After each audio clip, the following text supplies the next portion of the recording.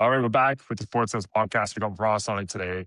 Just Ross and I talking about a bunch of stuff mountain biking. There's been a huge drought because all we've been doing is talking about skiing and the snow and the weather and all that kind of stuff. Ross, how are you doing today? Yeah, not bad. It's finally snowing a lot in Whistler. We've had a pretty awesome holiday season, and I went snowboarding this morning, so it was good fun. Nice. You coach in the summer as a mountain bike coach. You're also coaching snowboarding in the winter, and what similarities do you see, I guess, between the two? Like, what are the things that are there things that you're just thinking about that are exactly the same when it comes to mountain biking and snowboarding? Yeah, I think so. I think both are involve essentially trying to move through terrain at a little bit of speed, and sort of adjusting your body to be able to do that with good flow. I think they're different enough for it to be reinvigorating for me personally, a little bit of a different medium to coach with, but similar enough that a lot of the coaching strategies I like to use are transferable. So it's cool. How much have you been coaching over the winter here? Quite a lot. I mean, the winter, it's a bit of a different thing. Sometimes I do a little bit with some staff or training sessions within Whistler Snowboard Snow School. So I do a little bit of that. I do a little bit of more free ride guiding / teaching, a bit more of a guided approach. And then we have daily advanced lessons where it kind of really just depends a little bit on what the customer wants to do. In the snowboard world, a lot of people show up, and when you ask them, hey, what do you want to get out of the day? Many times they often are just looking to get shown where the good terrain is and get tips along the way. And so I think that's actually quite one of the differences between biking and snowboarding or snow sports in general, is that because the conditions often don't vary as much within mountain biking, a lot of people who go for mountain bike lessons tend to be really quite specific with what they want to learn. And whereas in the snow sports, quite often it's people on a holiday and they're just trying to have a really nice holiday and learn a little bit along the way. Obviously there's a variety. Sometimes people are really like, no, I really want to get my technique dialed. But a big part of that is actually riding the terrain, getting lots of mileage, and having a good person to show them how to do things appropriate to their speed and in the terrain they want to ride. Well, in the winter world, you coach border cross, right? I used to. Now Yeah, I'm and you went more. to the Olympics for that. Or you went to the Olympics, you coached the Olympic team in border cross? I worked with the Australian team for the last games, which was really, really awesome, really cool experience. But I've been away from that for the last 4 years. So, How does that sort of Olympic or the high performance experience there, like how does that sort of inject or fuel your mountain bike coaching? I think what it does is it really I try and have a really solid focus on really understanding what the best riders are doing, and then trying to distill that down as to how it can be essentially copied. Some of the things that work really well. How can someone who is riding less fast, less gnarly terrain potentially, how can they learn those good habits that the best riders do? Because although people might have different styles of riding, there's usually a common thread of technique or skill that can allow riders to have style and ride creatively. And so I try and take that and have sort of a top-down approach to how to build a less experienced rider. And then I essentially try and obviously give them a little bit more leeway as to how close they're going to get to so-called perfection.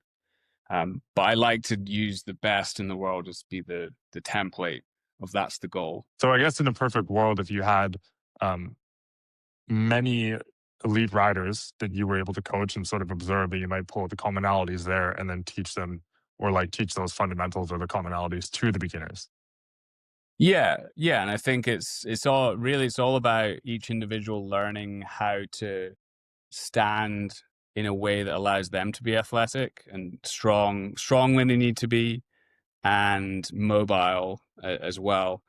Often riders who are in that newer level, they try and seek stability, rightfully so.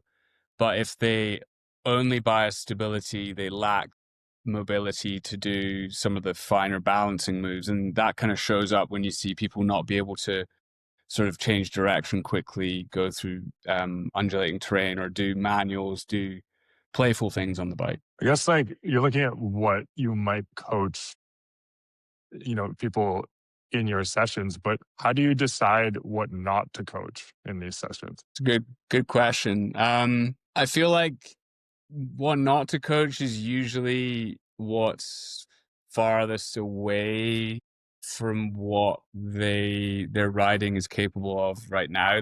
But that being said, if you do have a longer term relationship with someone, then if you have goals to get to a certain level, but you're quite far away from that, you still have to get the ball rolling, and you have to get into that initiation acquisition phase of that thing.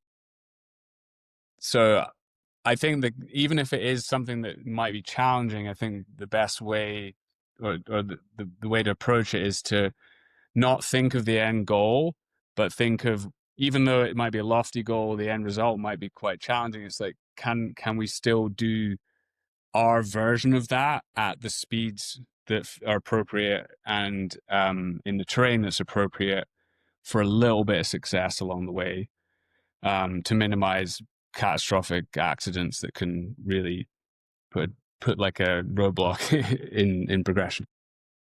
Well, kind of what I hear, it's like you answered the question of how how to decide what not to coach. If you were to look at somebody and they're like, I want to hit massive gap jumps, and they're just nowhere near that, and you only have them for 4 days or a day or Mm. something like that, you're like, we're not even gonna go in that direction. But like, is there a world where like you decide, okay, we could work on specific little fundamentals like the balance and position and the things that might get you moving in that direction, and then try to think about sort of following up later, like how are you gonna say come back and see me again. Is that part of your mental sort of like Yeah, framework of like how you start working with these riders? yeah, for sure. I mean, if you think about it, to me, the statement there that is the common one is gap jumps. So the way I would look at it is that, say a rider like Jackson or Asa Vermette, a 20-foot trail gap to them is like probably a bunny hop to me, in this over or like a half bike length or a bike length. Um, so they would roll up to a trail gap that's like that and just think nothing of it. So if someone says, I want to work towards big gaps, it's like, well, let's start with what it takes to do little gaps.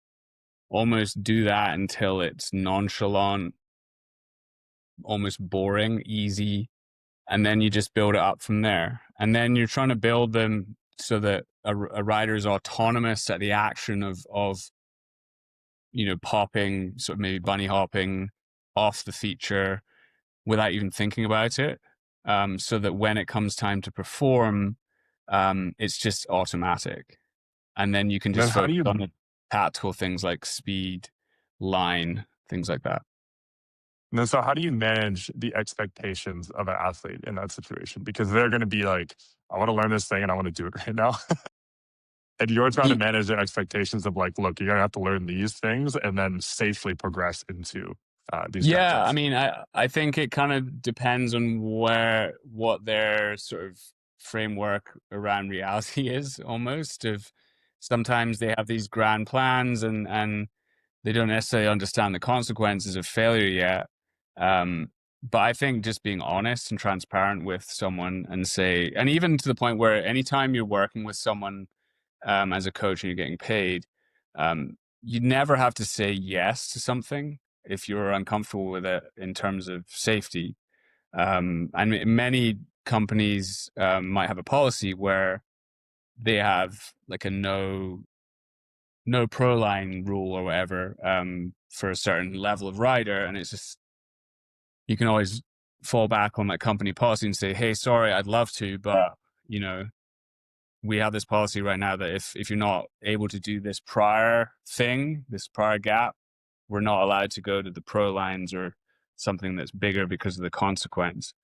But in my experience, a lot of times, some people will come at you maybe early on with a bit of bravado, confidence, but when you actually get to know them, they break down a little bit, and then they show a little bit of their softer side, and that they'll listen and recognize that they almost didn't want to show a sign of weakness when they first met you.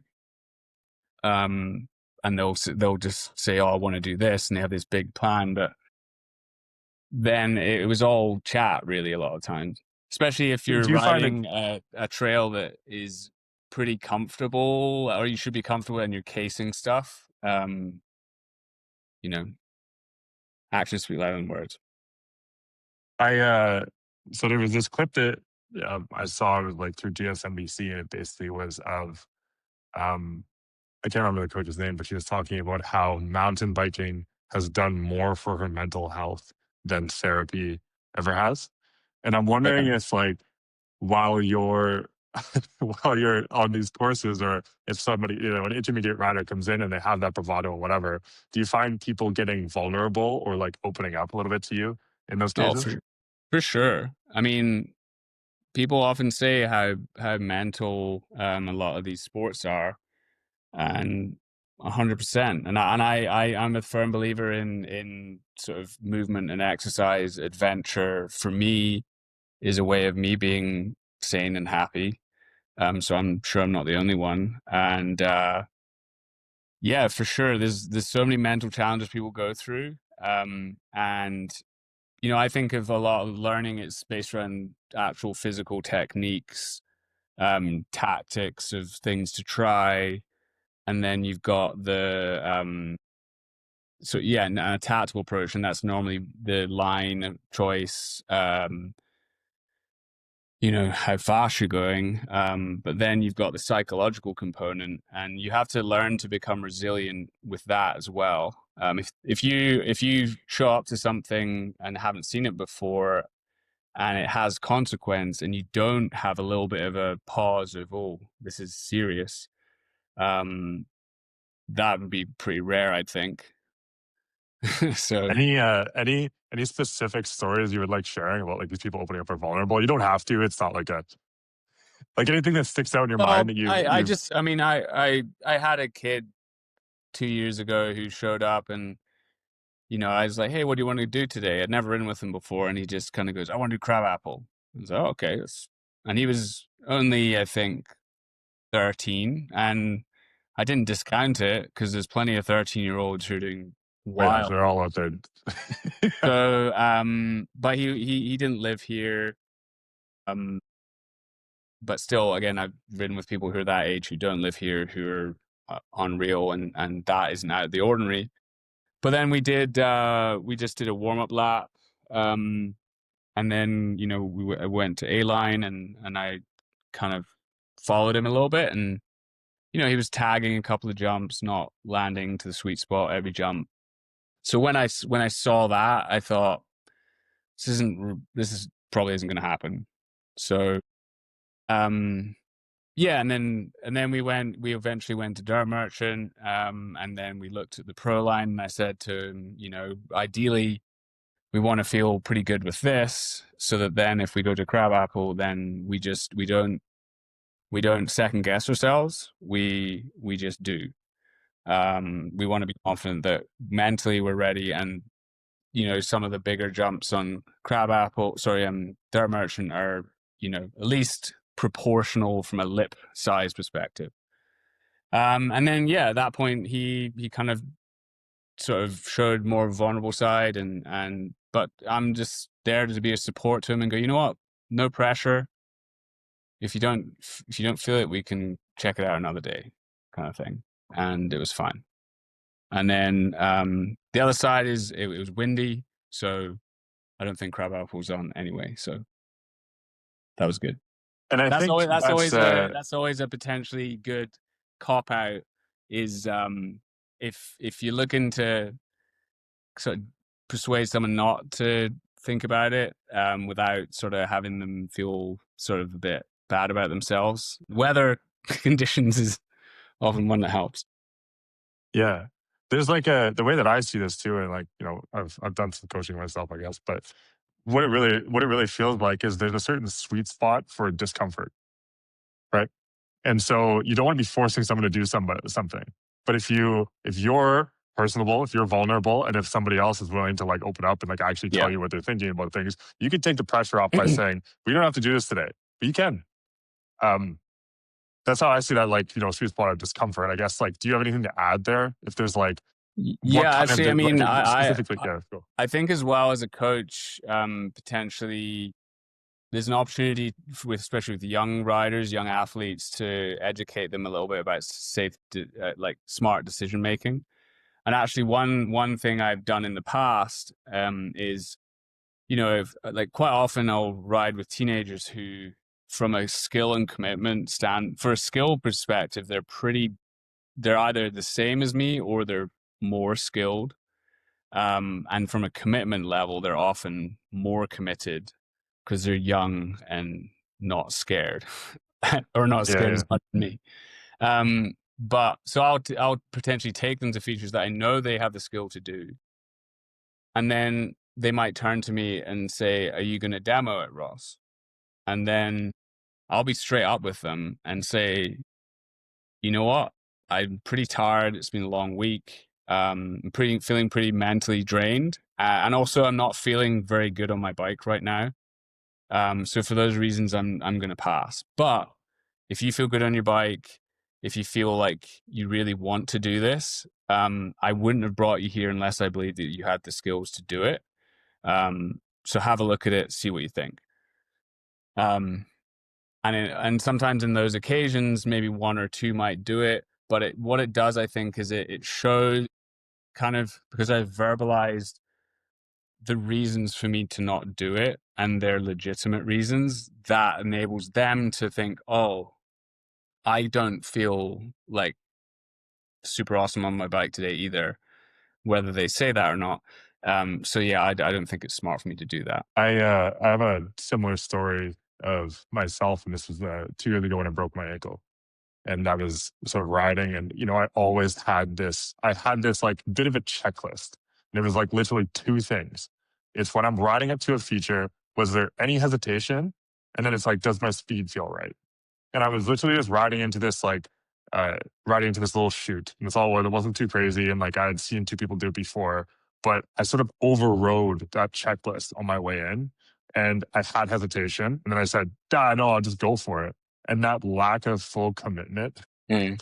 I was starting to go down. And then I like sort of post reacted to my non-checklist. I was like in the middle of it, and I'm like, oh crap. And like, so I bailed off of it, and then like foot down, rolled my ankle, broke. And then so now it's like I even have to pull that back. Like, so in the last couple of years, since I've come back from the injury, it was like I almost have to like build up that little checklist or that resilience up to like, where's the threshold that I'm able to do something. And now I'm even more cautious with that sort of like, how do I feel today? Like, is it, if there's even like, if I'm like looking at something and I'm like, I haven't done that before, it doesn't look familiar, like I'm not even going to try it. And there's that other familiarity aspect for myself. Like when I'm mountain biking, I'm like, have I ridden something that's like this? And have I ridden it confidently? And Mm. so that, like, I always try to progress, and I'm always just blown away at how small the incremental progression is with mountain biking compared to other sports, just because you don't want to get injured. But, and like an interesting thing that I think about too is when I first moved to Squamish, I was riding in Squamish a ton, and I had like this checklist of trails I wanted to ride.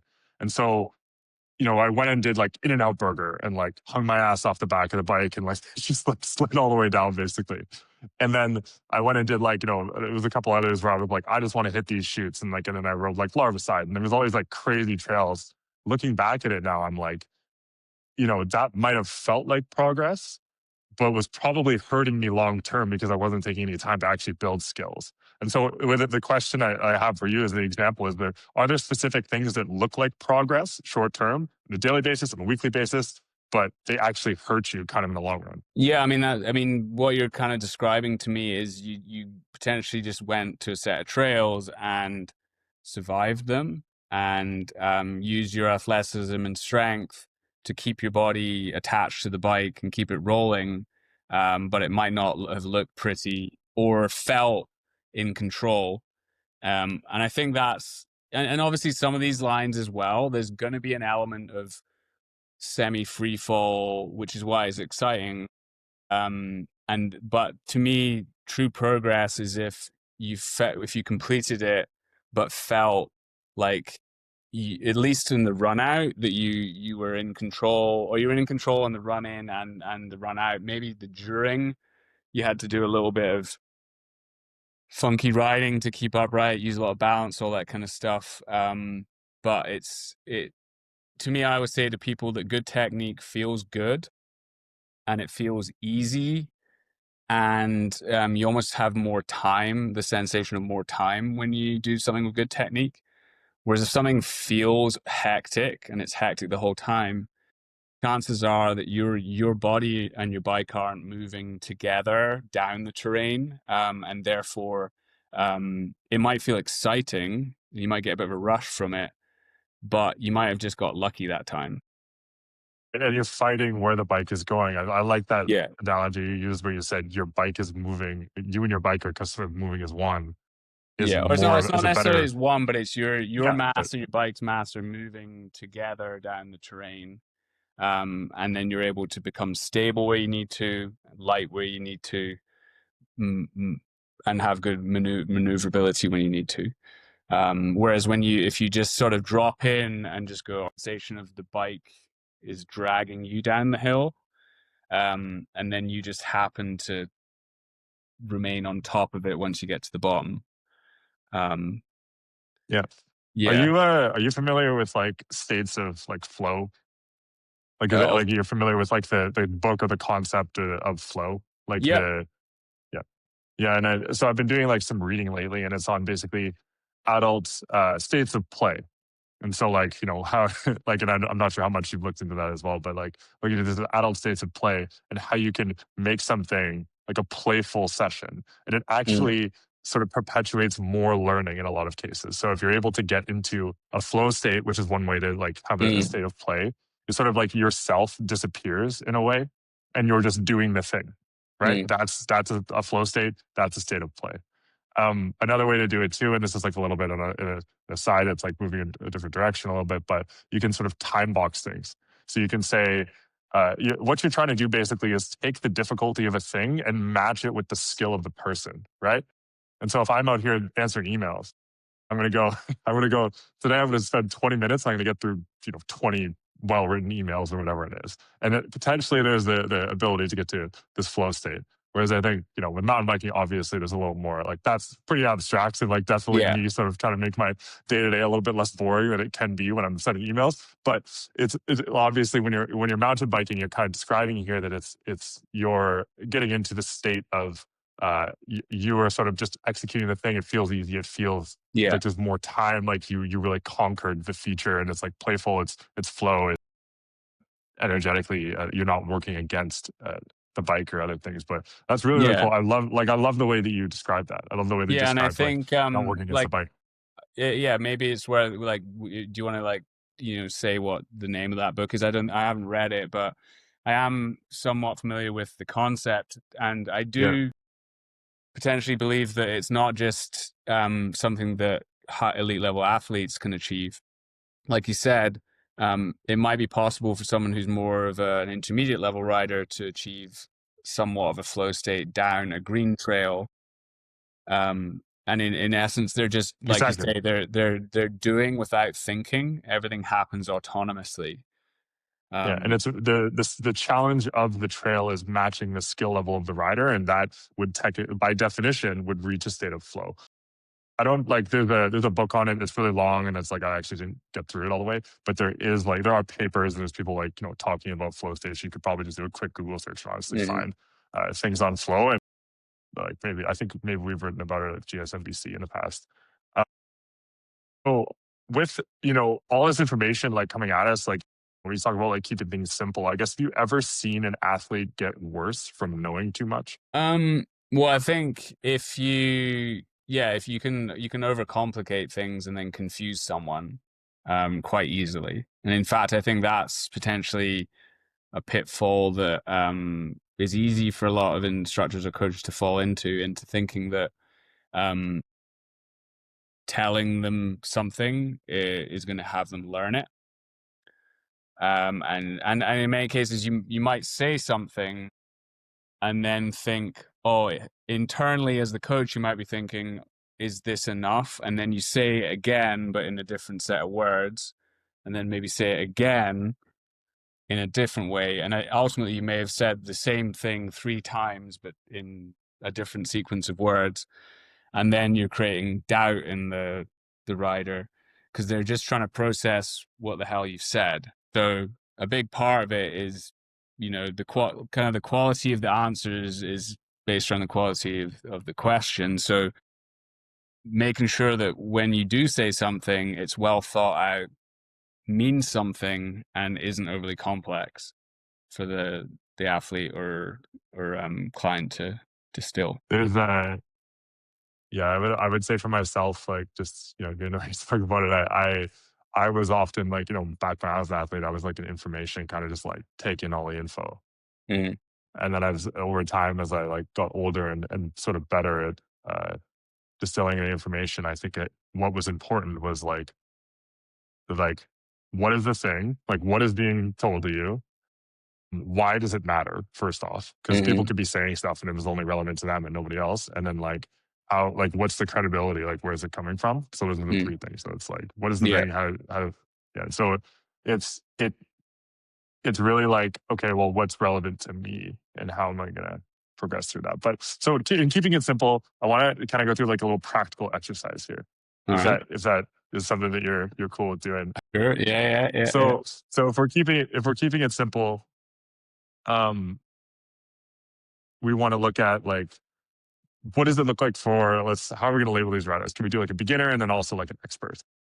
And so if I have a beginner who's struggling with flat corners, let's say, hmm Yeah. how are you going to speak to a beginner? First off, are you going to speak to a beginner and an expert differently? Yes, most likely. Yeah. Yeah. And so let's start with the beginner and go, if we're keeping it simple, we're like, you're struggling with flat corners, like how do you approach this practical situation? Ross, I just like can't nail it. Like I keep falling over. Obviously there's going to be Yeah. specific things as Yeah. a set, but like, how might you talk to me as like this like beginner level 1 rider? I think first off, speeds are going to be slower, experience levels are going to be less. So, and performance right now is not a concern at all. It's purely about comfort and control. And yeah, I would just say, hey, you're new to the sport, not been doing it that long, and part of the joy of progression is overcoming challenges. And right now, this is your challenge, so let's get into it. And I would assume that one of the challenges they were having is potentially positional, so that they were potentially feeling lack of confidence in the grip the front end was giving them. But likely, I wouldn't default to just trying to teach them how to tip the bike in. It would probably be just to stand supporting their mass through their legs better. But hard to know without seeing said rider. But it would definitely be a very empathetic tone, and yeah, just having them realize that a lot of times if they see someone ripping a corner and it looks easy, that person has done tens of thousands of corners and they've only done a handful. So we shouldn't be good at it yet. Yeah, Ross. So I'm a beginner. I can't nail these flat corners. Like I'm watching my buddy over here do these flat corners with no problem. How do I like work through this challenge of dealing with watching one of my friends is able to do this? Like how do I like refocus and like nail this skill? Well, you just have to understand or think, what are you vastly better at them in? Are you Nothing. no? Okay, okay, that's a harsh one. Yeah, Tough um, life here. yeah, or you just need to think where you're at in the progression curve. If you're new, take inspiration from your friend. Don't see that as a sign of weakness on your part.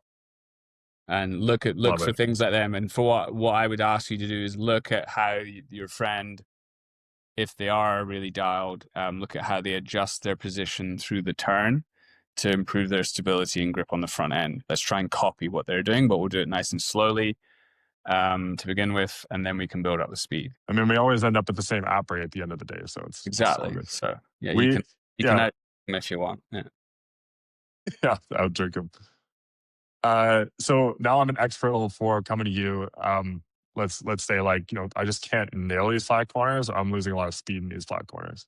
Like, how might you talk about it differently? Well, we'd have to see kind of the speed we're trying, understand what is happening. I think at this level as well, often it can be small details that make a difference. Usually at that level, we're riding a lot more speed, and therefore, if we're trying to challenge our comfort level with speed, sometimes our subconscious will take over and back us away from perceived danger. Right. And I actually find this in myself sometimes, in that even if I'm like an inch further back than what could be optimal, it shows up in my front end feel for traction, and therefore that will create doubt within me. Honestly, for that level of rider, if the speeds are high, we might need to go over some video, just to double check that that's what's happening. Because at the speeds we're riding at that level, sometimes it's harder to see specifically what's going on. Versus a lot of times a newer rider, the mistakes are pretty glaringly obvious. Whereas for a really experienced rider, they might not be doing something wrong. That's the other thing. The picture they present might be pretty dialed overall, but in certain moments they might have just this little moment of hesitation that just doesn't give them the optimal front end traction for flat cornering. Right. And then, it's, you said speed is one thing. So you might want to look at video to like, it's going to be difficult to pick it up with just like watching it. But also, you're talking about inches or like millimeters. You Yeah, said like your body position being 1 inch back is going to throw your front end off. And so I would say there's probably no way. It doesn't matter if you're standing 5 feet away from this guy to be able to see that on a specific feature. Like having a video overlay, having something compared would really be the way to sort of expose those issues. for sure. Yeah, and Yeah. especially if as a coach you're really trying to be accurate with it. I always think of videos being a tool to help measure something. Use it as like a measuring device almost, versus the naked eye. And if you're not measuring, you're somewhat guessing. And there's been many times where I've seen a rider, I'm like, oh, I think it's this. Then I'll watch frame by frame, like, oh, okay, it's something a little bit different. Or it surprised me how obvious it was once it was seen frame by frame. Are there any skills that can't be explained, but like only experienced? That's a good question. So it can only be experienced. I think they can all be explained for someone who's felt them. And that's why at the sort of more of elite level of coaching, it is important that a rider themselves has developed pretty elite level skills, because then you can convey that message of what to feel for, if that makes sense. Whereas if you haven't felt that, then you're basically potentially talking about it from something you've read without having felt it. Yeah, that definitely, and it was super clear when you were talking about the two different, like one being the beginner and one being the expert. It's like you can break down an expert into like, a handful of granular skills or a handful of granular things per each skill that they're riding. Versus the beginner, it's the more general body position. You know, fix Yeah. that, and it's like, Yeah, it's like, there's yeah, that often might actually, trends of things that a lot of people do. I often say that one of the most common things that most riders could do better in corners is adjust their vertical range of movement, to be a bit more stable through the apex of a turn, or in corner entry, to give them stability to drive out. Whereas a lot of people, they'll ride and their vertical position will stay the same height. So when their stability is challenged more, their body hasn't become more stable to match that increased stability requirement. Like some of these little things that you mentioned, I'm just like blown away because I wouldn't even think I'd be like vertical movement in the corner. Like why? But every single time that you give me a tip like this, I've done it and I've been like, my riding changed completely. It's like, it feels like I'm on a completely different bike. Feels like I'm riding a completely different trail with more confidence. Like, Yeah. like, And the one you're a session I tall had with guy, you. so it's magnified even more. I'm 5'10", so I'm more of an average height.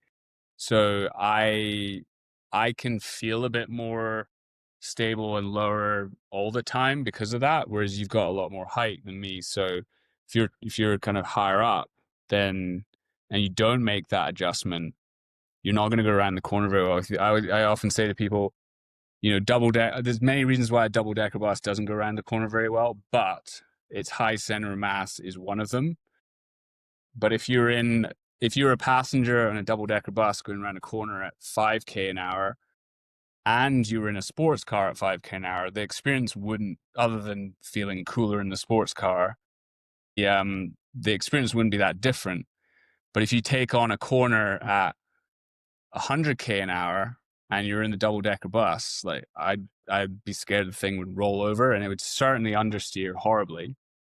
Whereas the sports car, lower center mass, it's going to go around that corner. But the thing that we have that's cool as riders is we can make stability or center mass adjustments through our body positioning to adjust to what the requirements of a turn are. So Yeah. So in this case, you're the sports car is what you're saying.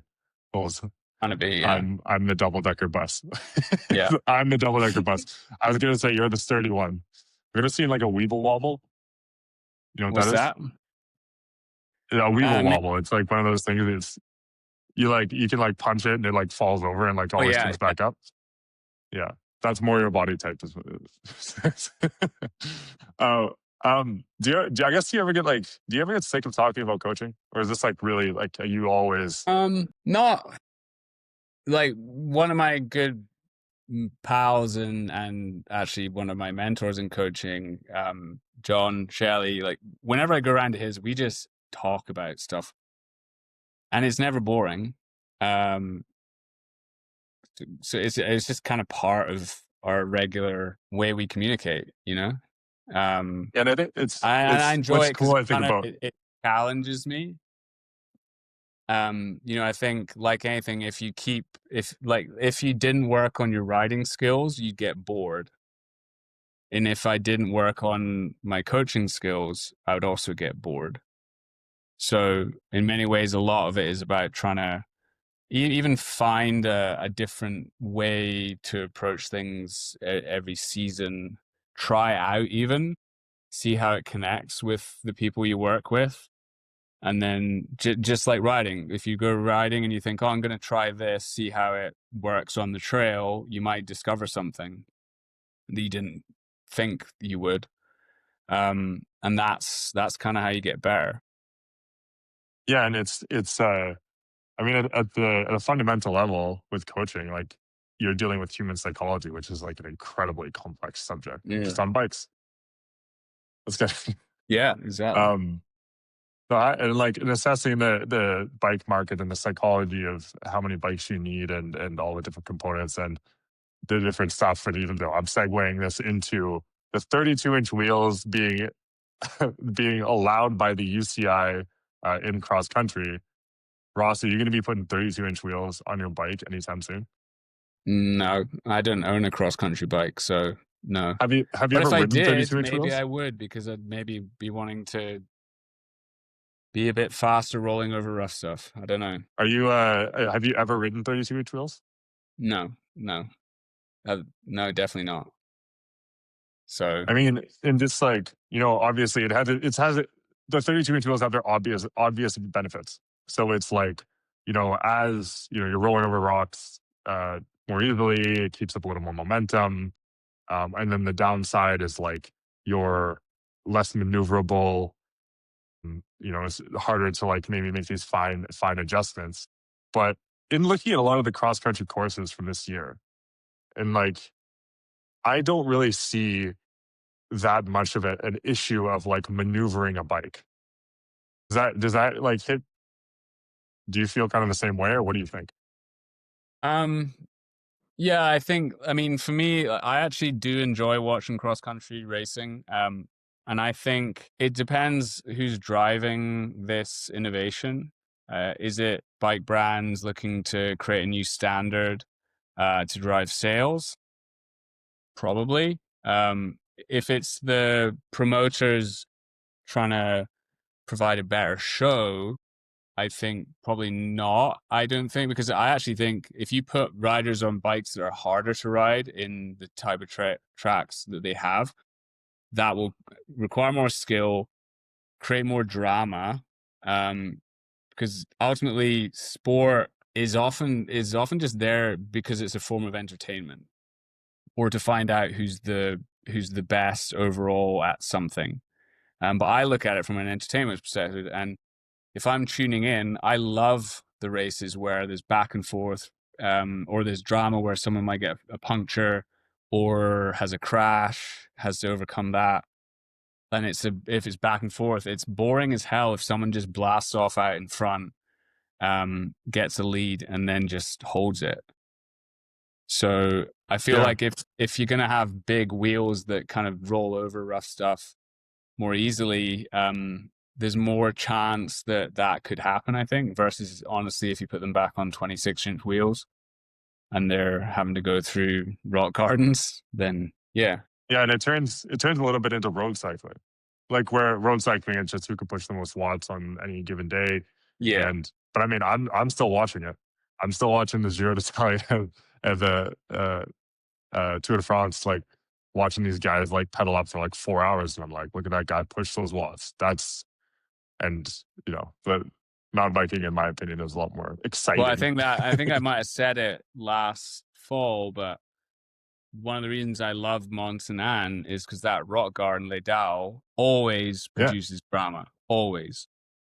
So I think part of any sort of race promoter's sort of plan, I think, should be to think, how do we come up with a course that has potential for drama to happen?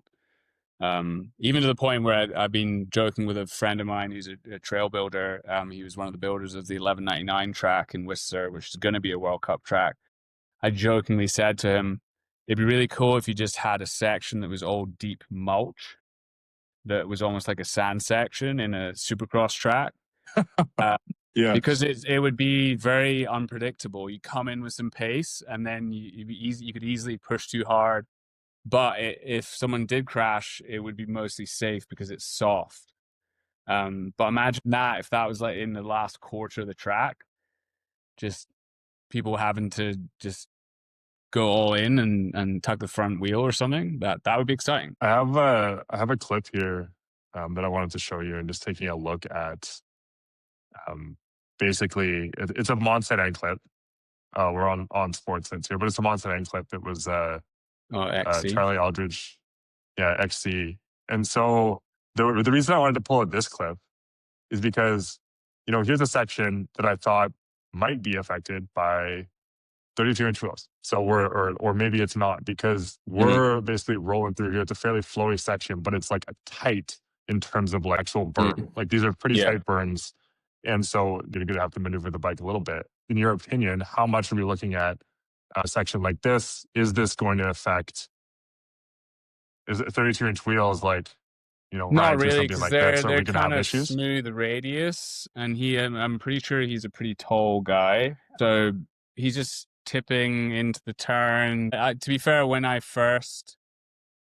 when I first rode a 27.5 downhill bike versus a 26-inch, I did notice the different feel of how it feels to tip into the turn, but it's only feels a bit weird for maybe the first day or two, and then you basically adjust within how you do it or get used to it, so it just becomes a new normal. Um, and those turns, they're quite consistent radius. They look pretty easy.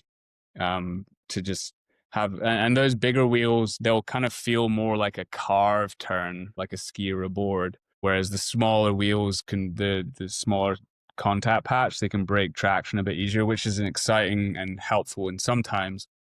But those big wheels, they just feel really carvy. That's why I feel a 29er feels like compared to a 27.5 or a mullet, is they have a more locked in carving feel versus a drifty feel. And Yeah. drifting is So, usually slower. That but it feels that dope. 32-inch wheel will just be carving around those berms, not losing time. So here's the other clip that I saw too. I noticed, and this is the rock garden through in the XC race. And so looking at this section and like wondering how are the 32-inch wheels going to affect these sections? How is the line choice going to be affected? You know, there's probably going to be some uphill implications, So obviously, with are they how actually easy. 32-inch wheels? Uh, yes, sorry, that's like you're going from 29ers to 32 inches, 32. Right. Because that wheel, that doesn't look Sorry, bizarre. these are 29ers. Oh, okay. Right. Yeah. I mean, maybe we see people like picking more direct lines, something that really rolls. Like there's going to be specific features that they decide to roll over. Like, so imagine going left around this tree if it meant carrying more speed into this berm and then having a more direct route to go up the hill. Does that make sense? So if I'm going Yeah, to draw like, I think they must be doing it though more for just rolling efficiency on not those sections, or that it will help in harsh compressions because the wheel won't get hung up in a hole. It will keep moving forward, so it'll be certainly a benefit in that. and so are we looking at less travel then if we're going with larger wheels? Is that something you think you'll see? Maybe. I don't know. I've not really been tuned into it much, honestly. I think I think that I'm with a what's guilty interesting e-biker, was so I don't do XC riding too much. well, what was interesting about I think the progression of wheel size, at least is from like I call myself a commoner when it came to downhill mountain biking. I was just like hearing stuff through the grapevine and didn't have all the information like when I was younger, but I loved it. And what I kept hearing was some people would say 26 is the way to go, and then it's like 29ers came out and everyone's like these are faster, and then they go no they're better for climbing, no they're better for downhill, no they're and then everyone's saying like oh I'm still on these like smaller wheels, and Yeah. then everyone's giving you the this is the 20 reasons why you should go on the smaller wheels for downhill, and everyone's giving you the other the other half of the reasons for why you should be on a 29er.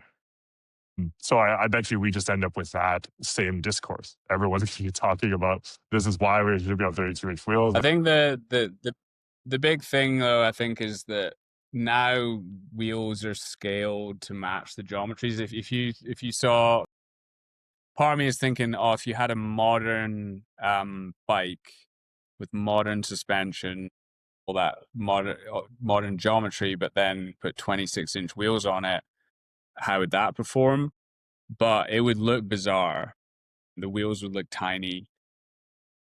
But like it'd be interesting to see how it would corner and things like that. But I think now bikes proportionally they look good. But when you see someone who's on, say, a double triple XL, something with like 540, 550 reach, 29er wheels look small. So for your You could really tall also people, yeah, I think it makes you could sense. also argue that we're headed backwards in the cycling world because this is just the biggest wheels to ever exist were on the first bikes, the penny farthings. So Yeah, well, there you we've go. definitely progressed then. The industry is going backwards. But I suppose it's interesting because in motocross, for example, they've been running the same wheel sizes for decades, um, and they're riding on similarly rough terrain. But And they're also like, when it comes to their suspension and stuff, it's like we're always trying the things that Moto has already spent a bunch of money figuring out is the better thing for the in the mountain bike world, I guess. We're trying things in the moto world that like they've already determined is like the better way to go. or I don't know if they have ever in moto really tried different wheel sizes. I guess in closing, I have a couple of questions, but what advice do you find that riders disliked hearing the most? So I feel like it's going to be a good one here. Well, I don't know. It depends on how they show up to a session, or usually if you tell them something that isn't what they thought they wanted to show up and hear you just confirm, then that is sometimes requires a little bit of, you know, chat back and forth for them to get it. But I find people normally get it, that you do need to work hard and you need to somewhat earn your skills through perseverance, dedication, all that kind of stuff. And that's potentially a hard thing to hear, is, oh, it's gonna take time. But also it can somewhat take the pressure off. I often say to people, think of it like long-term investing. You're not going all in. You're just trying to get those marginal gains over time. And if you just stay the course, then, over the course of a couple of years, you've made a 20% gain on where you were a year or two before. The challenging thing is that the biggest gain you will ever make is in probably the first day you do something. You'll go from 0% skill to maybe 10, 15% in one chunk pretty quickly. And then, but when you're an expert, those big chunks of progression are just simply not possible, to the point where actually they become, you start running into like a heavy buffer zone. For example, where I'm at with my age, all that kind of stuff, I'm under no illusions that it would be impossible for me to gain the same level of skill as the top World Cup riders. Doesn't matter how hard I try, it's not going to happen, because Well, on that they're note, in the 0.0001%. And so even for me to try and get in the 1%, that's really hard. I don't know where. I'd have to ask someone else to say where they think I'd be, but I would conservatively put myself in the top 10% globally of rider skill. well, what still challenges you in your riding? Honestly, for me, it's a combination of conditioning myself through supplementary stretching, strength and conditioning, all that kind of stuff. Reese could probably help out with. As well as more risk aversion. I've never been or considered myself to be a big risk taker. And part of my goal is to ride tomorrow, not to ride another day. So I try to minimize chance of injury. And when you try and take on something that's new, but you have a pretty high degree of skill already, chances are that new thing involves speed, airtime, tough terrain. So the margins for error become way narrower. And so if I do make a mistake, I could have a big crash. So I'm just simply not willing to do that. So I think that's what I struggle with personally. But I have found other ways of trying to diversify my skills. And, I didn't know how to manual properly until a couple of years ago. But then I thought, well, it's not a gnarly thing. Let me just work my way through it. And now I'm pretty comfortable. Still got a lot of room I can do. I'm not win masters yet, and probably never will be. I can hold a pretty good manual from time to time. So. Well, it's cool to hear that even someone as experienced and a good rider as you is still working on stuff, and that just shows that like everybody can keep working on it. Ross, thanks for the time, man. This is an awesome podcast. I learned a ton. Yeah, this was good. Great. Cheers, mate. Cheers, man.